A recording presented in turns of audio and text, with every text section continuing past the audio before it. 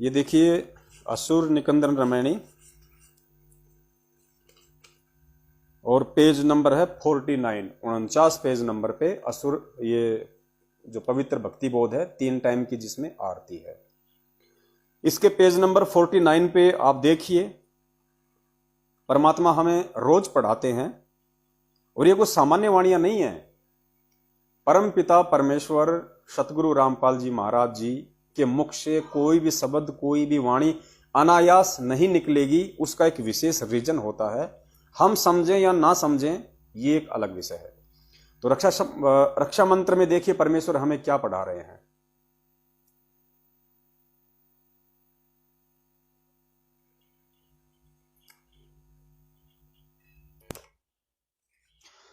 रक्षा मंत्र में परमेश्वर पढ़ा रहे हैं, सतगुरु शरण शरणाई, शरण गए कछु भय नहीं व्यापे, काल जाल भय मिट जाई।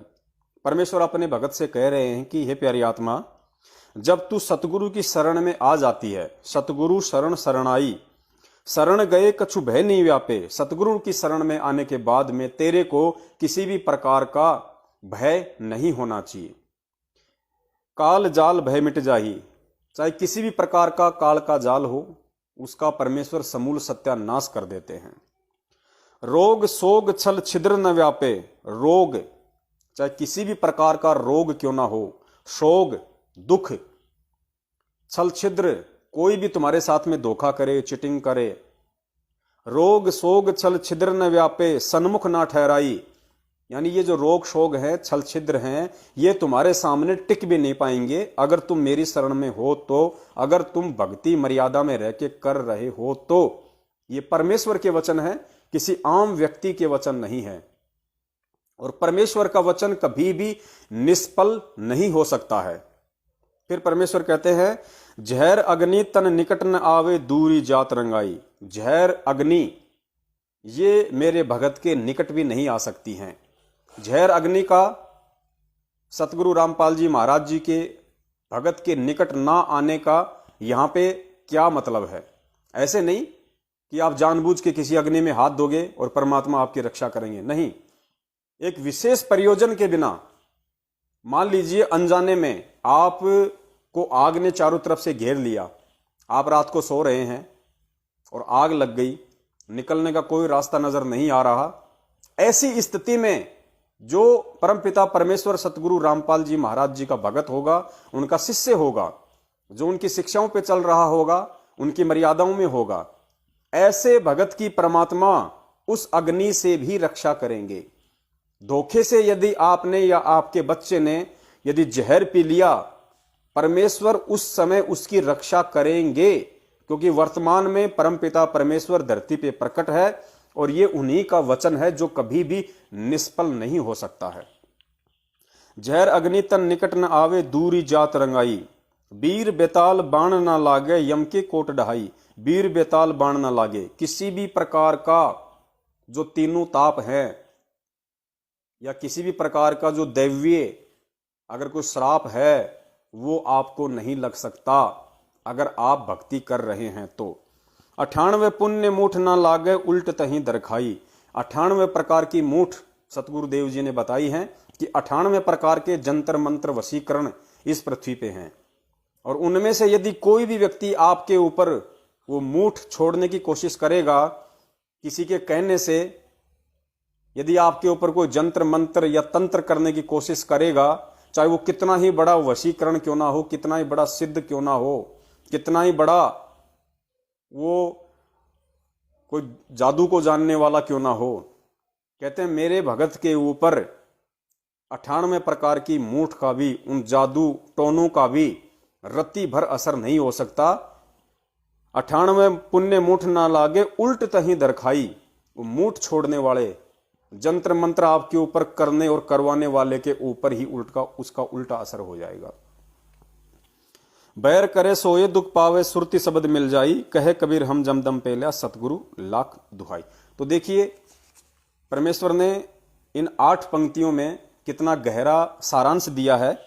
अब यदि हम परमेश्वर की मर्यादाओं में रह के यदि हम भक्ति कर रहे हैं, यदि हम उनके सत्संग रूपी आदेशों पे चल रहे हैं, तो पुण्यात्माओं ये परमेश्वर का वचन है, ये उस परमेश्वर का वचन है जिस परमेश्वर ने 6 दिन में सृष्टि रची और 7वें दिन तख्त पे यानी सचखंड सतलोक में जा बैठा। उस परमेश्वर का वचन जो कभी खाली नहीं जाता। 7 वचन पलटे नहीं चाहे पलट जाए ब्रह्मांड। और परमेश्वर कहते हैं साधु बोले सहज स्वभाव जो चावे सो कर दे।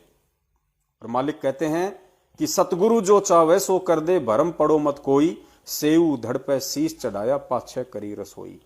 ये पलट नहीं सकते अक्सर। ये परमपिता परमेश्वर के वचन हैं जो सतगुरु रामपाल जी महाराज जी के रूप में आप और हमारे सामने प्रत्यक्ष रूप में आज धरती पे प्रकट हैं 8 सितंबर 1951 से। अब आप बताइए उसके बावजूद भी जब परमेश्वर का वचन है, लिखित में है कि मेरे भगत की किसी भी प्रकार के रोग से मृत्यु नहीं हो सकती, परमेश्वर क्या कुछ करने में समर्थ नहीं है, जब परमेश्वर मुर्दों को जिंदा कर सकता है और परमेश्वर ने 650 साल पहले और उससे पहले अनंत बार इस पृथ्वी लोक पे आके मुर्दों को जीवित किया है, कमाल और कमाली को जीवित किया। सिकंदर लोदी ने रामानंद जी की गर्दन काटी, परमेश्वर ने जीवित किया। वो प्रत्यक्ष चमत्कार, प्रत्यक्ष उदाहरण परमात्मा ने उस समय पेश किए। आज इस बिचली पीढ़ी के लिए वो सत्संग बनाए परमात्मा ने उस समय, ताकि मेरे बच्चे आज की घटनाओं को देख के, इन उदाहरणों को देख के, इन सत्संगों को सुन के, और जब बिचली पीढ़ी में मैं आऊंगा पुनः तो मेरे ऊपर यकीन करें, मेरी भक्ति के ऊपर यकीन करें। तो परमेश्वर की वाणी के अकॉर्डिंग यदि कोई भगत है वास्तव में जो परमेश्वर की मर्यादाओं में है, देखिए छोटी मोटी त्रुटियां हम सभी से होती हैं और उस परमात्मा के अलावा इस पृथ्वी पे ऐसा एक भी कोई जीव नहीं है जिससे गलती ना होती हो या जिससे गलती ना हुई हो। हम जीव हैं और जीव का स्वभाव है गलतियां करना, क्योंकि जीव गलतियों का पुतला है। तो गलतियां हमसे हो सकती हैं, इसमें कोई दो राय नहीं है। लेकिन गुरुजी ने बताया कि अगर अनजाने में आपसे कोई गलती हो रही है, अनजाने में चाहे आपको किसी ने धोखे से शराब पिला दी हो, चाहे आपको धोखे से किसी ने सब्जी में डाल के मीट खिला दी हो, अनजाने में आपको धोखे से किसी ने किसी देवी देवता का प्रसाद खिला दिया हो, तो गुरुदेव कहते हैं बेटा उसकी बिल्कुल टेंशन मत करना, क्योंकि मैं अंतर्यामी हूं और मुझे पता है कि तू ये कर्म जानबूझ के कर रहा है या तेरे साथ किसी ने धोखा किया है। तो परमात्मा अंतर्यामी है, वो हमारा पिता है। तो गुरुदेव ने कहा कि अनजाने की गलती परमेश्वर माफ करते हैं। दूसरे प्रकार की मजबूरी गुरुजी ने बताई, दूसरी प्रकार की जो गलतियां हैं गुरुदेव ने बताई कि मजबूरी में गलतियां करना, क्योंकि सभी के भक्ति संस्कार इतने मजबूत नहीं होते हैं। इसलिए नाम दीक्षा लेने के बाद में और ज्ञान को पूरी तरह से ना समझ पाने के चलते बहुत सारी भगत आत्माएं परमेश्वर के नियमों में नहीं रह पाती हैं। वो अपने परिवार के दबाव में आके, समाज के दबाव में आके, रिश्तेदारों के दबाव में आके, अपने कमजोर भक्ति संस्कारों के चलते परमेश्वर की मर्यादाओं पे खरी नहीं उतर पाती हैं और वो उन मर्यादाओं का हनन कर देती हैं। हालांकि उनकी आत्मा अंदर से बहुत रोती है, उनको बहुत ज्यादा पश्चाताप होता है कि गुरुजी का इतना अनमोल सत्संग सुनने के बाद में मैं ये मर्यादाएं तोड़ रही हूं। अगर उसको किसी प्रकार की बाधा उस परिवार में ना दी जाए तो वो कभी भी उन मर्यादाओं का हनन नहीं करती। लेकिन मजबूरी वश संघर्ष ना कर पाने के चलते और पिछले भक्ति संस्कार इतने मजबूत ना होने के चलते वो आत्माएं दुखी मन से मजबूरी में वो गलतियां कर बैठती हैं, जिन गलतियों को ना करने की सलाह परमपिता परमेश्वर हमें नाम दीक्षा के समय देते हैं, यानी फोरम पे जो नियम होते हैं।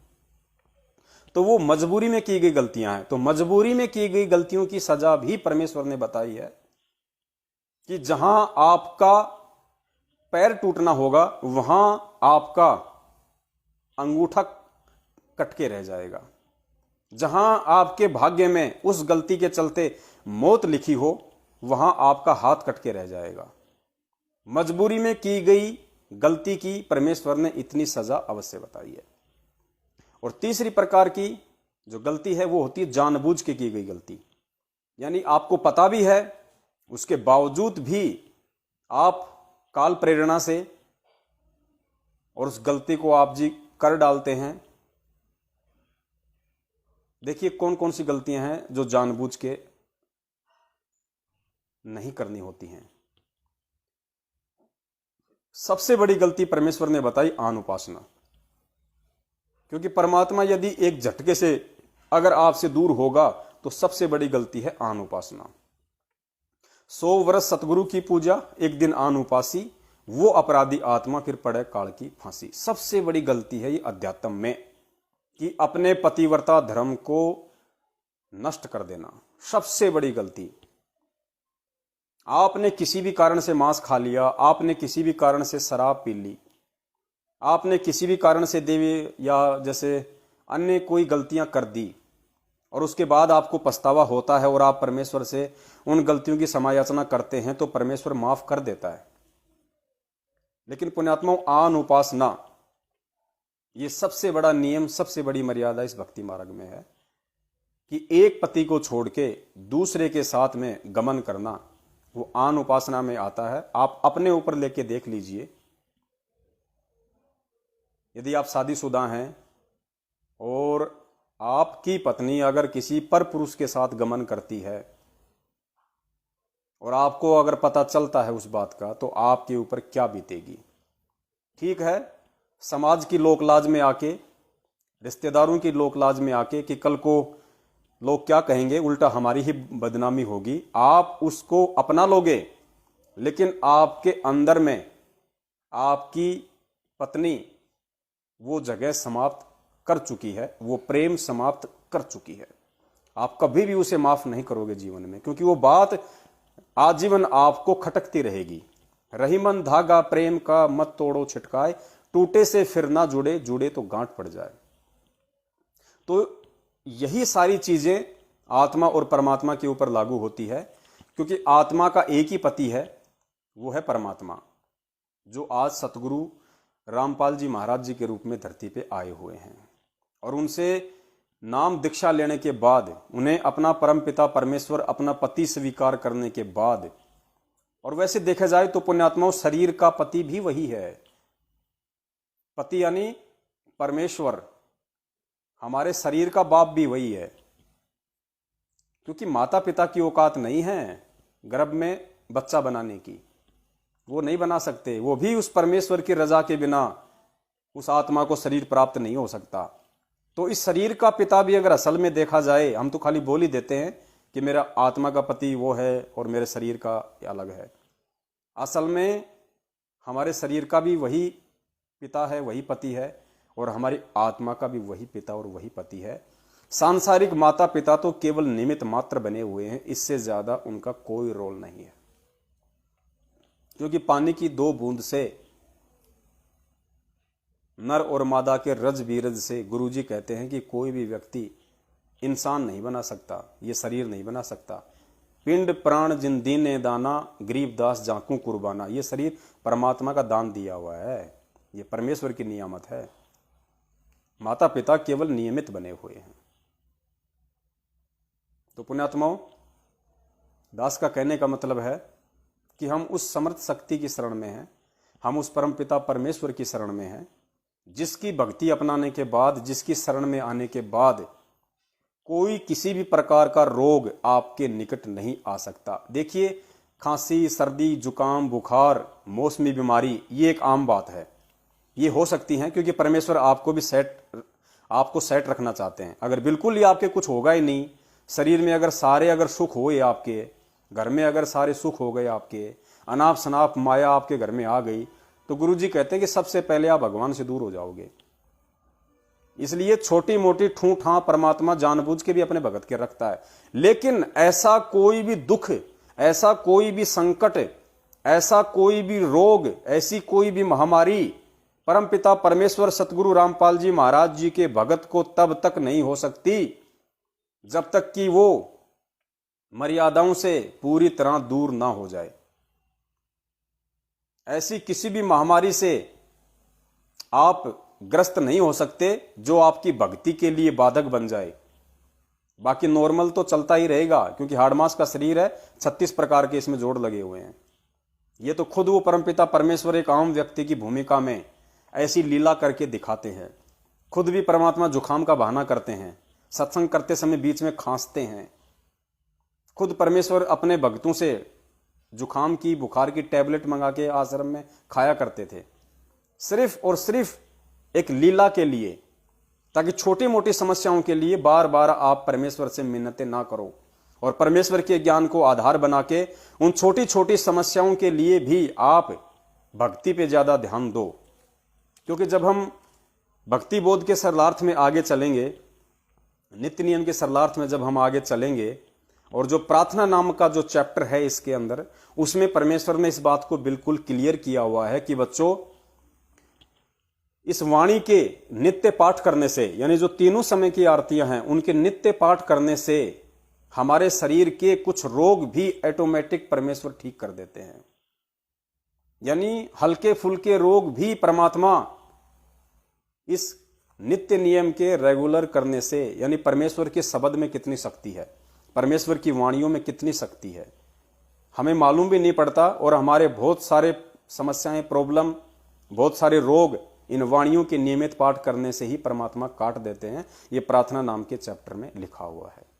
तो दास का कहने का मतलब है पुण्यात्माओं, फिर जो आत्माएं कोरोना से वर्तमान में मर रही हैं, वो आत्माएं क्यों मर रही हैं?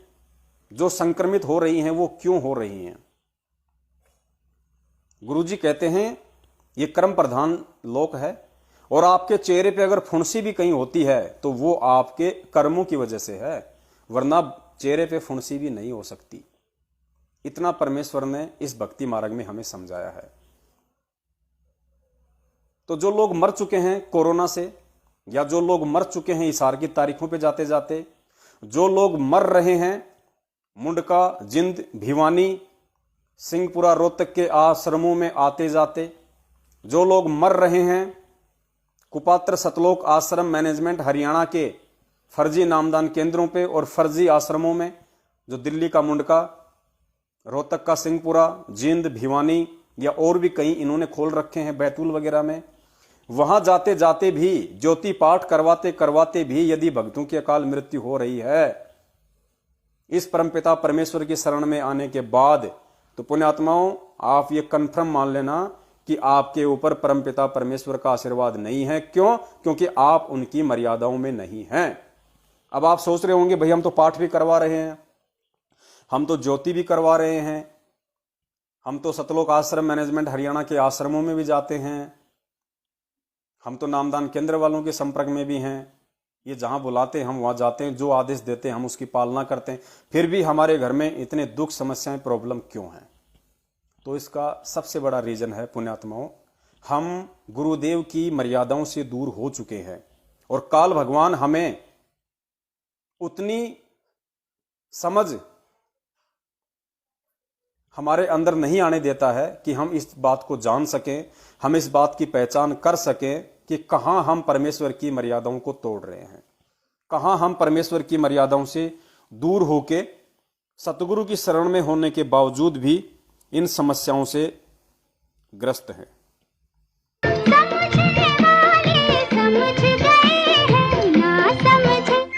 ना समझे वो अनाड़ी है।